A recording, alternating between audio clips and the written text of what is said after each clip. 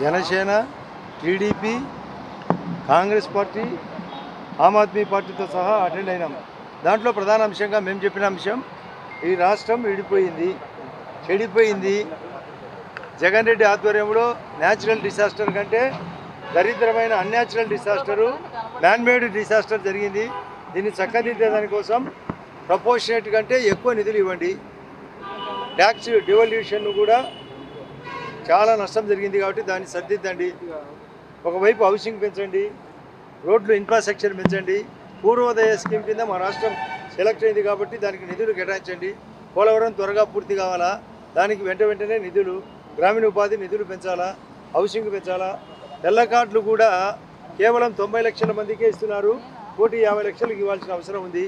Ayushman Bharat card 60 లక్షలకే ఇచ్చినారు, వాటిని కూడా 1,5 కోటికి పెంచండి. ప్రతి అంశంలో ఎడ్యుకేషన్ ఇన్స్టిట్యూషన్ పెంచాలా, ప్లస్ నిధులు వెంటనే రిలీజ్ చేయాలా. స్పెషల్ పర్పస్ వెహికల్కు తగ్గట్టుగా ప్రవర్తించండి, సవరించండి. ఈ విషయాలని చెప్పినాం, వాళ్ళు నోట్ చేసుకున్నారు. వాళ్ళు రికమెండ్ చేసే దాన్ని బట్టి నీతి ఆయోగ్ కూడా దానికి ఆల్రెడీ పూర్వోదయ స్కీమ్ కింద మాది సెలెక్ట్ అయింది. అదే కాకుండా ఆస్పిరేషన్ డిస్ట్రిక్ట్స్ 3 ఉన్నాయి, వాటికి తగ్గట్టుగా నిధులు. అంతేకాకుండా 7 వెనుకబడిన జిల్లాలు, 7 రాయలసీమ జిల్లాలతో పాటు ఉన్నాయి, వాటికి స్పెషల్ అలొకేషన్స్ ఇవ్వాలని చెప్పినాం. సావధానంగా అందరి వాదనలు విన్నారు. వాళ్ళ రికమెండేషన్ బట్టి ఉంటుందని ఆశాభావంగా ఉన్నాం.